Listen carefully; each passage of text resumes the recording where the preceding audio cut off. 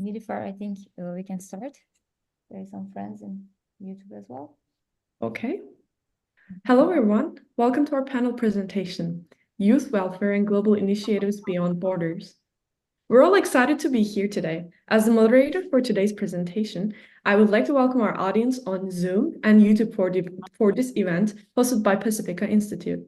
My name is Nilüfer, and it's an honor for me to be part of this nonprofit organization, which was founded in 2003 by Turkish immigrants in Central California. The Pacifica Institute is rooted in the social movement of hizmet, which means service in Turkish. Our work revolves around social justice, interfaith dialogue, advocacy for positive change, and education. With participants joining us from East Coast to West Coast, I acknowledge the time difference and appreciate your presence here today. Whether it's 11:30 a.m. Pacific time or 2:30 p.m. Eastern time, or somewhere in between, or if you're all the way from the other side of the globe, your participation enriches our dialogue and we're thankful for it. Today, we have 3 insightful presentations lined up, each exploring different aspects of promoting gender equality, empowerment through poverty reduction, institutional strengthening, and foster care. Our esteemed speakers will share their experiences and perspectives on these critical issues.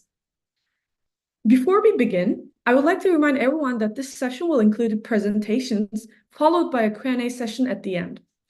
We encourage active participation and engagement from all attendees. Thank you for being a part of this event, and I hope you enjoy the presentations. Without further ado, let's start with our first presentation, titled Sharing Light Around the World. I invite Noshaba Afzal from Give Light Foundation to the virtual stage for her presentation. Now I'm going to give a quick background about Noshaba. Noshaba is a highly experienced educator with 29 years in California public schools. She holds multiple credentials and has trained over 100,000 teachers nationally and internationally. Noshaba is recognized for her contributions to education and currently serves as the Executive Director of Training for Be Glad, promoting academic excellence. Thank you, Noshaba. Thank you. I'm going to go ahead and share my screen so everyone can. There we go. So it's an honor to be here with all these amazing young women, and it's always a delight to share what Give Light Foundation has been doing around the world. Give Light Foundation has been serving orphans around the world as a result of natural disasters or man-made disasters, and it was founded in 2004 after the tsunami in Indonesia left 150,000 orphans instantly. And Give Light Foundation is based here in the Bay Area, San Francisco Bay Area of California, but we serve around the world. Our first orphanage was opened in Aceh, Indonesia, and it opened with 50 orphans who moved in. The land was donated, and it was wonderful to see that within less than a year, the home was opened up to serve those orphans, and many of them have gone on, finished their schooling, and now come back as adults who are working to give back and mentor the children who are now still orphans, new orphans coming into the home. But it's a wonderful organization that does ongoing support. They want to make sure that children are self-sufficient and nurtured in a home environment. So we don't refer to our orphanages as orphanages. We refer to them as homes. We currently have 13 different homes that we have built in different locations around the world. Our newest one just opened up less than a month ago in Multan, Pakistan. And it's, again, wonderful to be able to go. I've had the pleasure of visiting multiple homes, including one in Pakistan on several occasions. We recently, my husband and I were able to visit the second newest home, which is in Cape Town, South Africa, and be able to work and mentor the children. We always say we get more out of it than the children when we're doing our visit. It truly is a blessing that we're able to go share just our passion. The children in South Africa home, when we went, it was their first time seeing Table Mountain. They had always seen it because you could see from the picture in the lower left side, Table Mountain can be seen throughout South Africa in Cape Town. And the children had seen it from afar, but had never visited. So it's a great way to be able to not only provide a home for these children, but opportunity for people to go visit and mentor and give back to them. It can be done from anywhere around the world. This is a home in Morocco that we had the pleasure to go visit and be able to interact. This home has 40 girls. And you can see the homes are built as a beautiful place, always honoring the culture of the country that we build these homes in, so that the children feel they are part of their community. The lower right corner, you can see we're walking the children to their neighborhood school. So they do learn to be part of their community there, and they really are embraced. We also do a lot of work to involve the local community so that they have role models there within the cities they live in. So we have networked with the local doctors to give them annual health checkups. We've been able to partner with the local dentist to make sure their hygiene for their dental cleaning, and basically teaching them all those tools as well. So it's a wonderful way that we can inspire and give back to orphans, again, who are a result of natural disasters like earthquakes or tsunamis, but as well as more recently, we've seen around the world man-made disasters like children who have become orphaned as a result of war.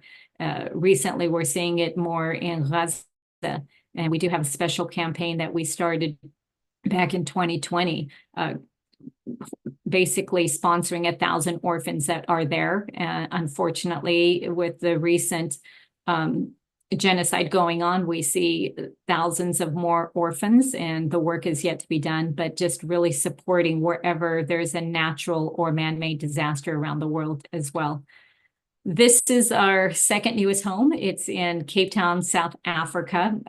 We had these girls move into a home that used to be a hotel. And again, you could see in the upper right corner, that is their home. And so they came from very impoverished areas, as well as living usually with an extended family, some of them, and then being able to move into this home and be able to call it their own and go to school together, have their meals together. It's a very cozy, warm environment with a house mother who raises them like their own. So it's a wonderful way to get involved. If anyone ever has an opportunity, we do activities via Zoom. So if you physically can't travel to different places around the world, there are different ways to get involved in sharing your talents. We've had people teach children through Zoom how to crochet, how to knit, cooking, art classes. So whatever your passion is, you can share that passion with orphans around the world. And it's a wonderful way to be able to share that. GiveLight, as we said, is based here in the United States, in California, Bay Area. You can volunteer here in the US. There's opportunities as well as abroad. We have annual virtual walkathons more recently, so you can do that from anywhere around the world. Currently, we have a Gaza campaign going on for food drops, as well as providing tents and 60,000 meals during the month of Ramadan alone. So there's many different ways you can choose your geographic area you have a passion to support. There's also a program called GiveLight Ambassadors and Catalyst. Some of the ways that individuals have given back is if you're having a birthday party, many individuals will say, in lieu of a birthday gift, give to feed children, a birthday meal. We've had people will sponsor a birthday at one of our homes. So instead of cutting a cake here, they will cut it here, as well as in one of the homes, they'll have a birthday cake and, a special meal for the children in one of our homes abroad as well. We've seen that people do it for weddings and graduations. We had one couple who had the children at one of our homes join their wedding via Zoom. So all of the children in our home were their wedding guest, and it was very special for the children to attend a wedding, even if it was virtually as well. There's a global youth internship program that we have ongoing. So there's lots of different opportunities to get the experience of different areas that you might have specialty in or interest in to be able to share. And then ongoing mentoring and educational opportunities. We mentioned the Zooms, teaching them skills. Recently, we partnered up with YouthLink, and they will be talking about some of the local activities they've been doing here in California. We don't have orphanages in California, but we do have children who are orphaned who need extra support, and they love to be mentored and be able to benefit from different things that can occur. If you have additional information you'd like to find out, givelight.org is our website. We love to have the next generation, the older generation, my generation, join in. The orphans around the world could use your love in many ways, and we hope to have you join us in spreading your light, whatever it may be, with children all around the world. So with that, I will go ahead and turn it over back to our team.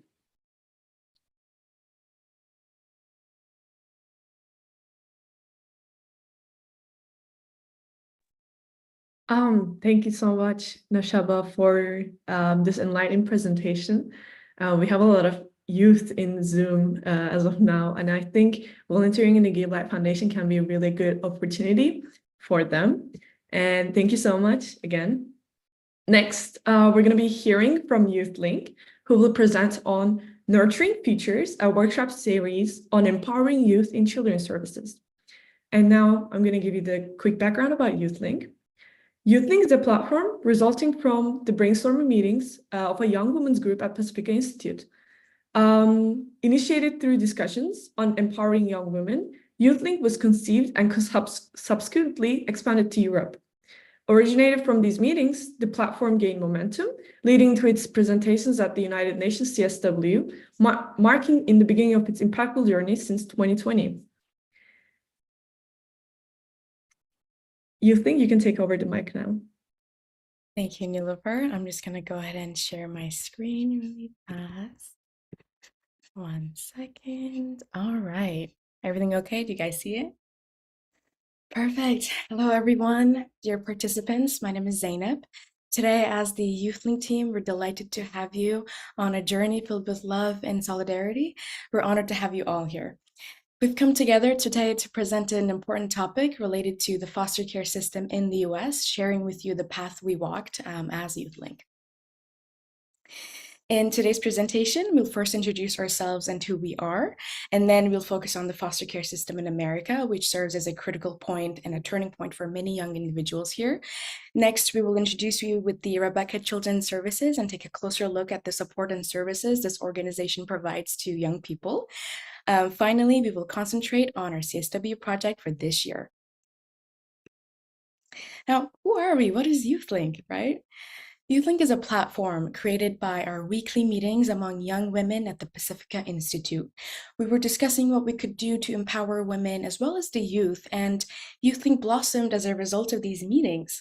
We started it for our community and then expanded the platform to Europe. And after initiating this platform, we thought we could present, promote, and empower the youth in the United Nations NGO CSW conferences. And that's how the journey of YouthLink started. In a way, our driving force for CSW was YouthLink. So what are we doing this year as YouthLink for CSW, right? I want to refer to our dear speaker, Nashaba, here today, whom we've had the great pleasure of meeting and greatly admire. Like we also saw in the previous presentation, Nashaba is actively involved in the board of the Give Light Foundation, which primarily focuses on orphanage services in Africa. And last year, in our International Women's Day panel titled How Women Beautify the World, she presented to us introducing the organization. We listened with tears in our eyes. It was incredibly touching. And the seeds planted in our hearts during that presentation have blossomed this year. We took this year's theme as a sign and began our work. We were faced with a project that would epitomize one of the most important principles of our profession, compassion. We'd be able to care for the orphan children, warming their hearts while also kindling the compassion within ourselves. Therefore, last fall, Nishaba graciously hosted us at our home, and we expressed our desire to do something for these children, and she suggested a local organization, Rebekah Children Services. She connected us with them, and we visited the organization, and our project for this year began in collaborating with them. After our visit and meeting, we began working on our donation drives and workshops, and right now YouthLink is at a stage where we want to raise awareness among our community. What are we really planning to do here this year? We want to organize annual donation drives and deliverings to Rebekah Children Services. We want to do workshops at least 3 times for children each year, and we want to raise awareness in our community and share our project with other states. Did you know that there are more than 60,000 children in the foster care system in California? This number is very overwhelming, and the statistic is truly heartbreaking for just one state only. But what do we really know about the foster care system? Now I want to go ahead and focus on the details of it in the United States. In the 1800s, orphanages in America were large institutional facilities where children lived apart from their families. However, these facilities were often criticized for not providing suitable environments for these children for emotional and social development, and for not supporting their healthy growth. With the influence of societal changes and developments in social work practices, the perspective on the child's welfare shifted in the late 1800s and emphasized the importance of children growing up in a family environment. This shift laid the groundwork for the establishment of a system we now know as the foster care, and replaced orphanages. The foster care system was created essentially to provide temporary care for children who couldn't live with their biological families. And it aimed to enhance their well-being by allowing them to grow up in a family setting and receive emotional support. While in the foster care system, children may live with their relatives, foster families, or in group facilities. Foster care is when a child who's taken into care by court decision lives with a foster family, institution, residential treatment center, relative, or state-approved parents. These state-approved parents are called foster families, and they receive financial support from the government. People who want to be foster parents go through a process to get a license, and this process includes classes and an application with requirements like age, income, background check, health check, and references. Another option we see here is the residential treatment centers, and these help prepare kids to go back to foster families, their adopter families, or their own families through focused care. In America, on average, a child enters the foster care system every 150 seconds. It's estimated that approximately 400,000 children are currently in the foster care system. Some children in the foster care system experience 8 or more relocations. That means 8 or more different families, 8 or more different backgrounds, friends, school. And in California, the statewide average high school graduation rate for the youth is 83%, and only 53 of these students in the foster care system graduate on time. It's estimated that 1/3 of the nation's homeless youth are in California, and according to research, homelessness rates for the youth in the foster care system vary between 11 and 38%. Since some of you may be interested in becoming a foster family, now I'd like to share with you how one can become one.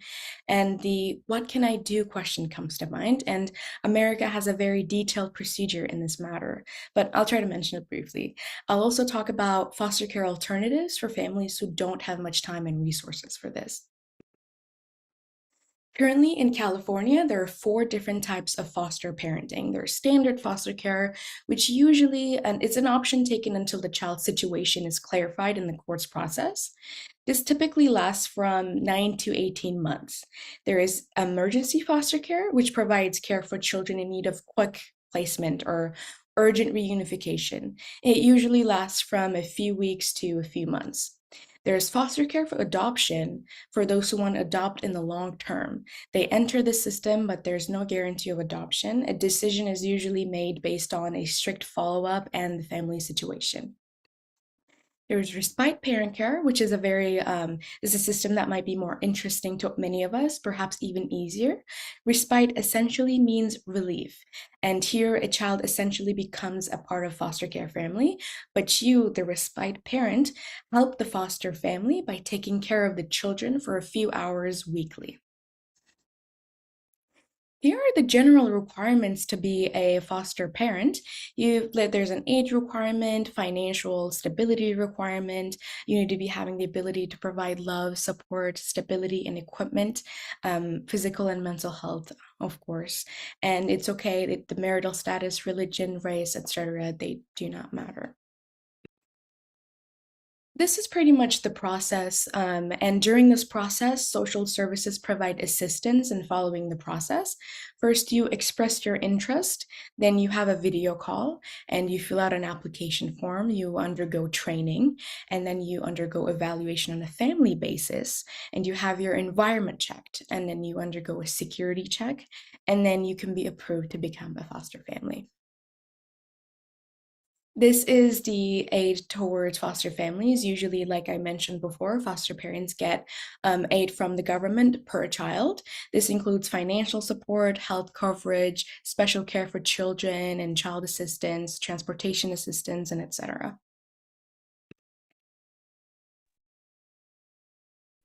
Hello. From this slide, I'm going to introduce Rebekah Children Services. My name is Aisha. I'm a member of YouthLink. This year, I joined several visits to Rebekah Children Services with my group YouthLink. I hope I can share my personal experience from our visits. So what is the relationship between the foster care system and our projects? Let's take a look right away. So, Rebekah Children Services, established in 1897, has served as an orphanage at the beginning. They provide services for 126 years. Today, currently, they extend their reach beyond orphan care, and they annually impacting the lives of 14,000 children and family members through various programs. As a non-governmental organization, NGO, they rely on generosity of donors to sustain their operations. And Rebekah Children Services has a goal to foster love, instill hope, and promote health within community. They envision a future where the community thrives, supported by quality services in development, education, and employment. And we talked about foster care adoption earlier. Therefore, let's take a closer look at the other activities they provide, such as financial assistance, activities for children against social media, screen addiction. Mandatory parenting classes are provided to foster families, and they are also trained on children's risk of substance addiction and other addictions. During our visits, we were able to see Culinary Academy. Let me share my unforgettable experience with you in the following slide. So, esteemed guests, during our visit to Rebekah Children Services, we were lucky enough to see the needed bakery Culinary Academy. This opportunity is focused on especially for individuals between the ages 14 to 25. Culinary Academy program extends far beyond conventional employment offerings. It's a transformative journey to encompass employment, life experience, and invaluable kitchen skills. Participants have the chance to obtain food handler certificate, a qualification that paves the way to exciting career prospects in the vibrant world of restaurants and catering companies. Culinary Academy have an outstanding success rate for employment, approximately 98%. Thank you for listening. I would like to give the word to my friend Zainab. Thank you, Kibra. And now I'll be talking about the details of our CSW project for this year. Now that we've all gathered quite a bit of information about the foster care system, you may be wondering, where does our project fit into in this framework?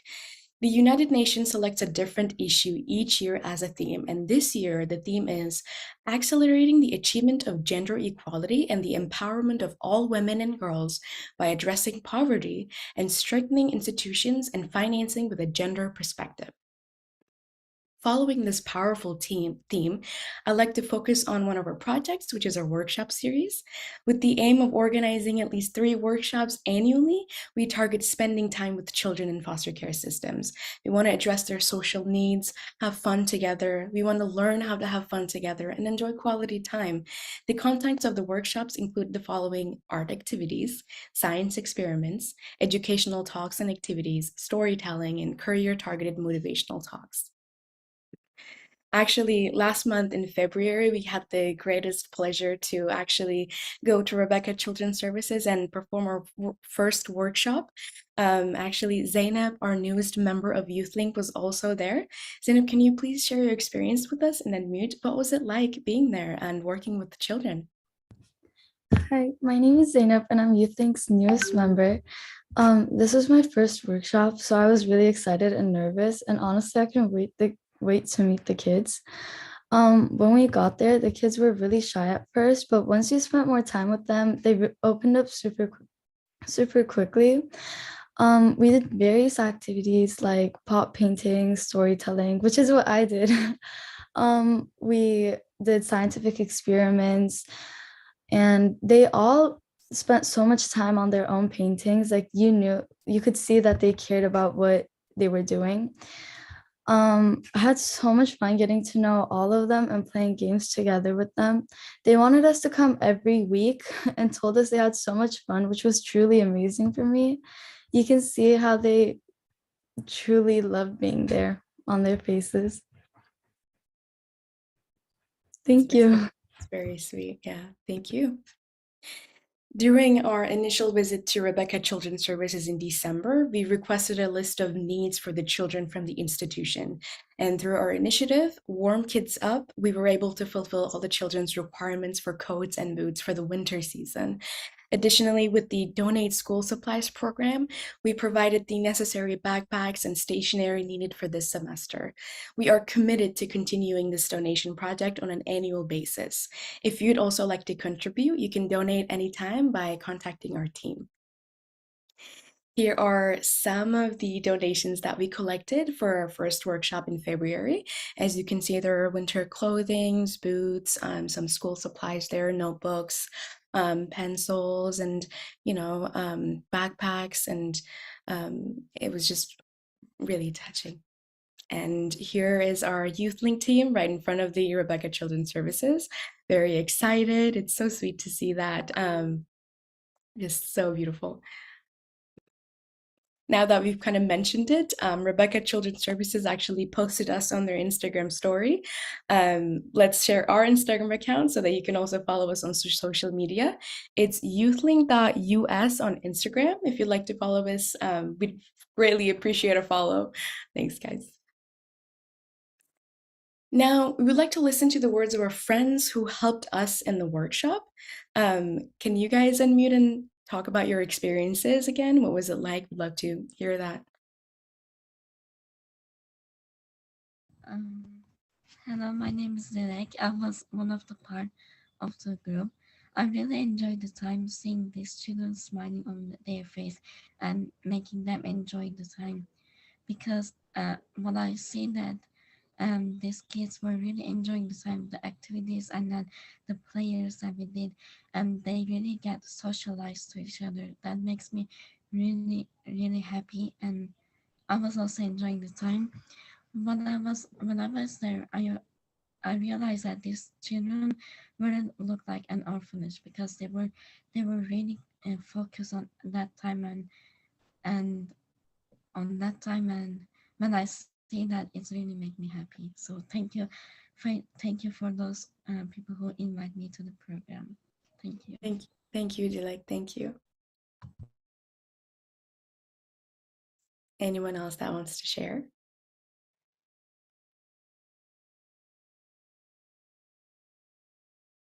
Yeah. All right. Thank you, Dilek, for that insightful sharing of experiences. I think it was an amazing experience. That's an unforgettable one. Working with those kids was amazing, and I never thought it would be that touching. Just talking about it makes me really emotional. Thank you guys for being a team and actually working towards this aim of helping these children. I think what we're doing here is incredible. Dana, can I add one thing really quick? I was there watching your team that night, facilitating the art activities and everything else. And I can't express the joy on the children's faces when you pulled out the paints that for many of them, we take for granted something as simple as a paint activity, but they were so excited to be able to have their own little clay pot, to be able to choose it, to choose the colors. And as many of them were asking, do we get to keep this? Is this ours? Because they don't have a whole lot of materialistic things, but for them to be able to put their skill and talent into that and have your amazing team there to inspire them. I had gone by there again after that event, and I saw one of the little girls, and she recognized me, and she said, "Oh, is your friends going to be coming?" And the friends, she was talking about all of your YouthLink team. They were so excited. They thought, oh, maybe we're here for that again. So keep up your amazing work. All of you were so inspirational to those girls, and you really did leave a lasting impact. So congratulations on that. Thank you. We appreciate that. And thank you for the opportunity. We really do. That concludes our presentation for today. We thank you all. YouthLink awaits for your support. Let's not forget that love and compassion multiply as they're shared. Now is the time to be a ray of hope for these children. If you'd like to support the Orphanage Project, you can always reach out to our team as you see on our website and Instagram on the screen. Thank you, guys.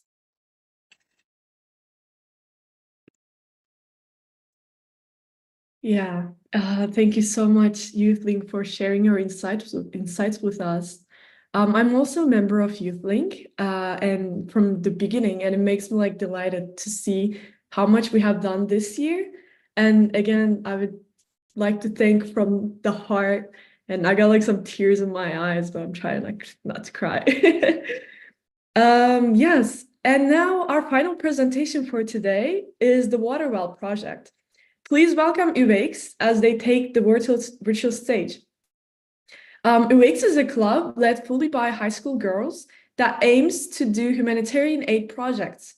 And today they will be presenting their Water Well project in Africa. UX, you can feel free to take over now. Thank you so much, Nilüfer. Let me quickly share my screen. Can you see it okay?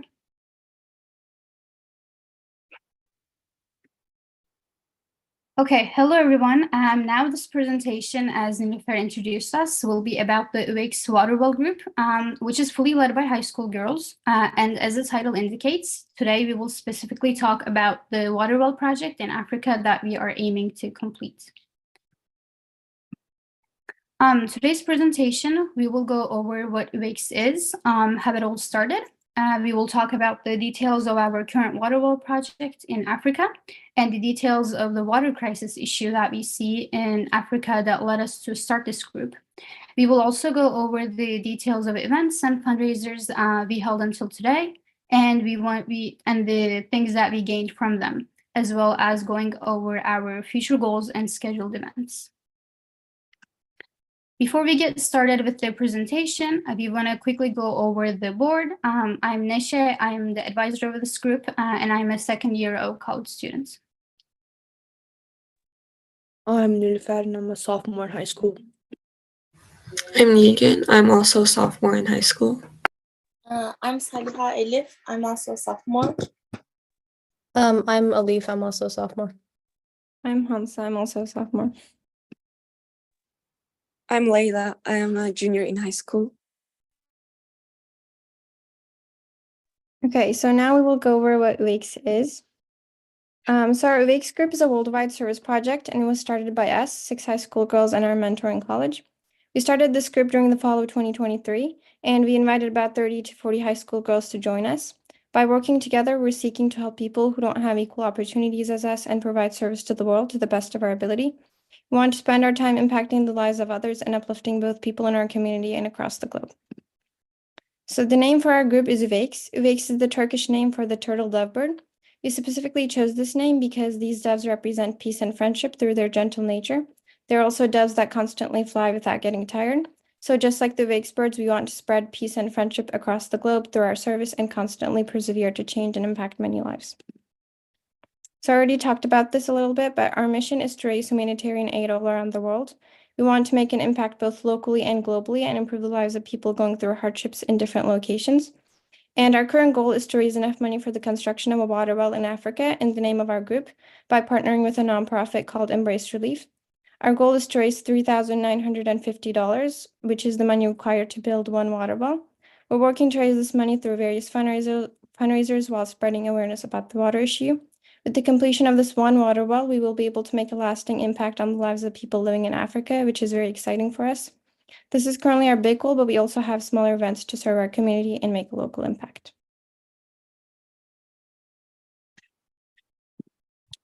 To achieve our goal for the construction of a water well in Africa, we need to be working with a nonprofit organization in order to complete this.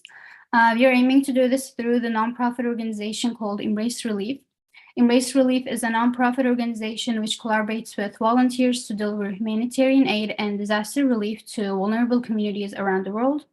And Embrace Relief not only has the water well project, but they have different projects all around the world, such as hunger relief, women's empowerment, education, refugee relief, and health. So all we have to do as the Wakes group is raise enough money for a water well, and they complete the construction of the water well in a location in Africa where clean water is not easily accessible. As an example, I completed this project in high school with my friends, and the water well was opened in a village in Chad where, as I said, clean water was not easily accessible.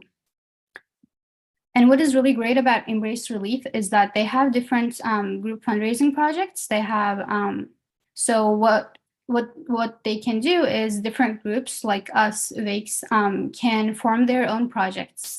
So we opened our own group fundraiser for a water well project. And what they do is that they open a website specific to that group's project, and people can donate easily going onto that website. And all those donations go directly to the specific project. So this is a screenshot of our website. And as we can see, the goal is $3,950, which is what Embrace Relief requires for a construction water well. In total, we are almost halfway done. We raised more than $2,000 as of now. The website isn't updated, but we will upload the cash that we raised from our bake sales soon. Okay, we will now move on to the issue concerning African women and families that we, as the Wakes, are trying to address with our water well project. Clean water is one of our most fundamental survival needs. Yet, hundreds of millions of people in the world lack accessible and easy sources of clean water. Lacking clean water creates many concerns, including health, education, and sanitation crises. The lack of accessible clean water also disproportionately affects women across the globe. With most sources of water being far away from villages, the bulk of responsibility for water collection falls on women and children. Women around the world, especially in Africa, have to walk long distances to find a water source and collect water for their families. Every day, women worldwide spend 200 million hours finding and collecting clean water. This not only creates a burden for the women who have to travel for long hours, but it also affects their opportunities and day-to-day lives. As water collection becomes a major activity of the day, women living in areas lacking clean water are left with no time for work, education, or family. Additionally, they often do not have toilets or other means of sanitation with clean water in their homes. The consumption of unclean water and the long distances traveled to find that water also negatively affect pregnant women and their babies. Alongside their mothers, young girls often have to walk to collect water. This prevents them from being able to further their education, and this heavily impacts their future, as for every year a girl stays in school, her income as an adult is expected to increase by 20%. Frequently, This need to travel and find places of clean water can perpetuate the cycle of poverty that many women and their families face in Africa. When we help build wells in Africa, we are empowering both these women and their daughters, and also the generation of girls that will come after.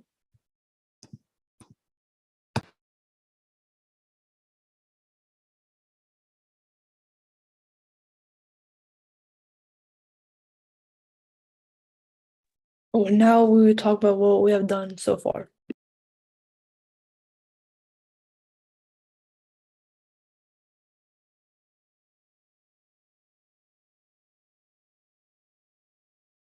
Nilgün, can you hear us? I think she had some technical difficulties, so I will explain this part for her.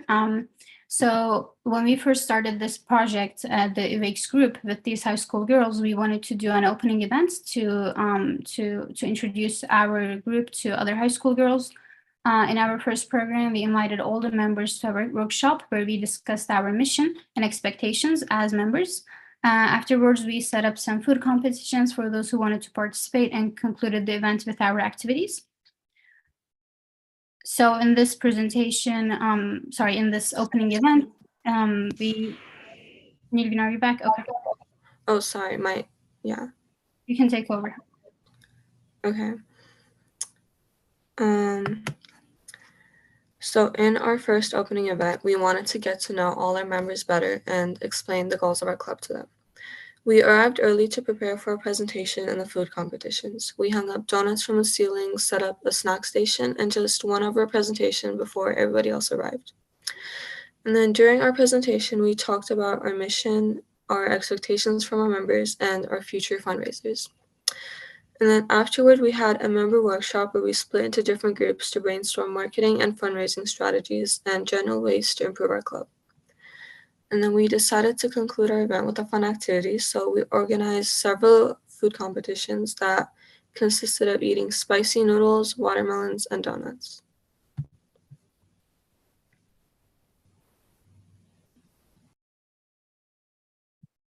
Now we talk about our bake sale and what we did.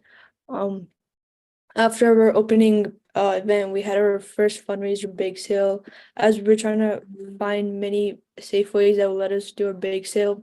And after looking for hours and calling many Safeways, we finally found a good Safeway that let us do our bake sale so we can raise money to build our water well in Africa. We had also made a flyer to let people know about our bake sale and where our bake sale was, and we posted on our Instagram page so we can come to our bake sale and donate.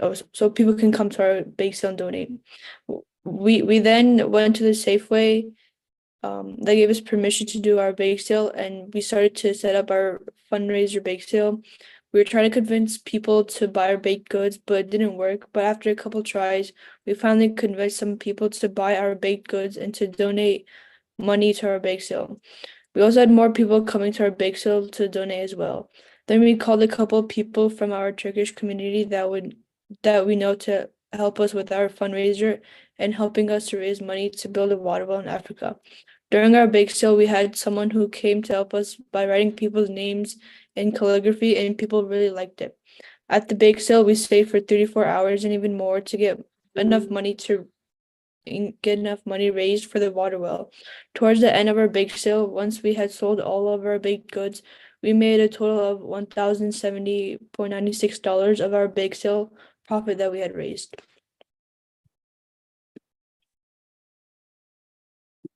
Now we'll be talking about our future plans as UVX.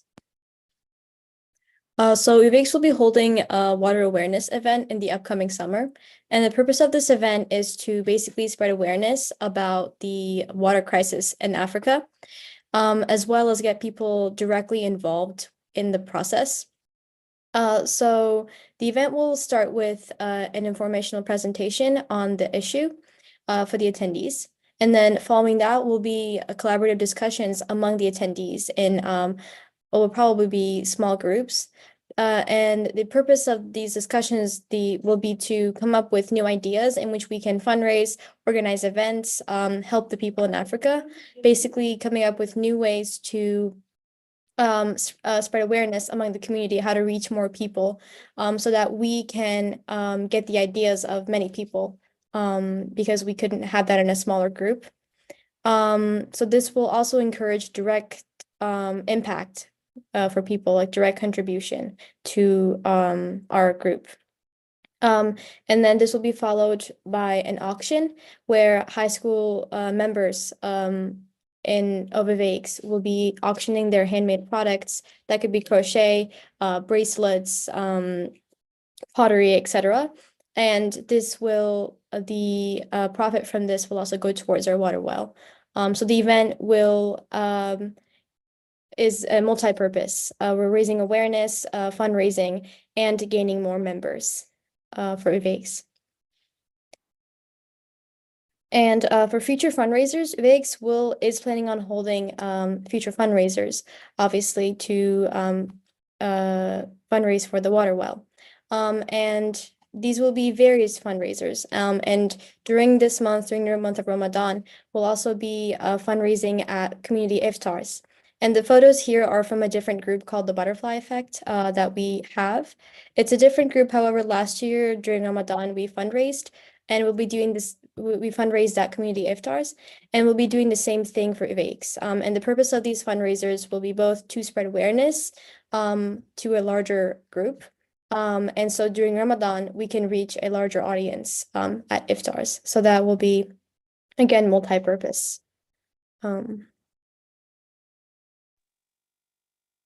The events we introduced to you so far were all aimed to raise money for the Water Well project, but we also want to help people in our society. To achieve this, we will be hosting a blood drive for the American Red Cross.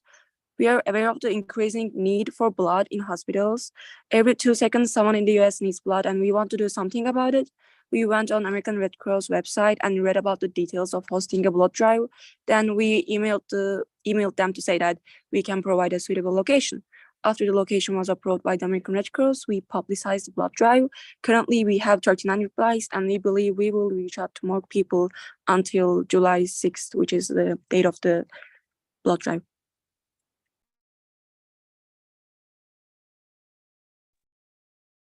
So this is our donation QR code for our Overweiks donation page, and we'd really appreciate if you would take some time to go on our donation page and donate.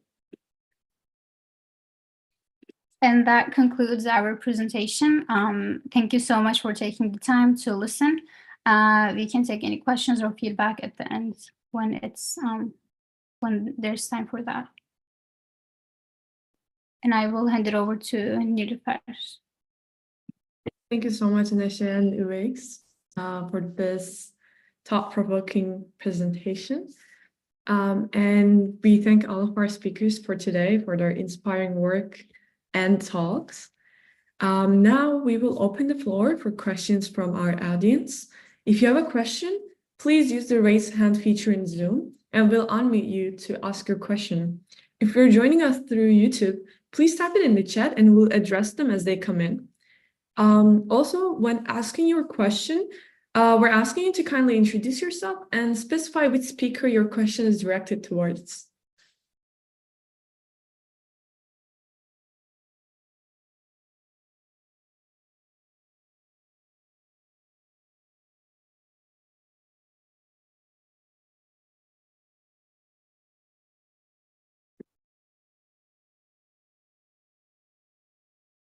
Okay, I think this ends our panel for today.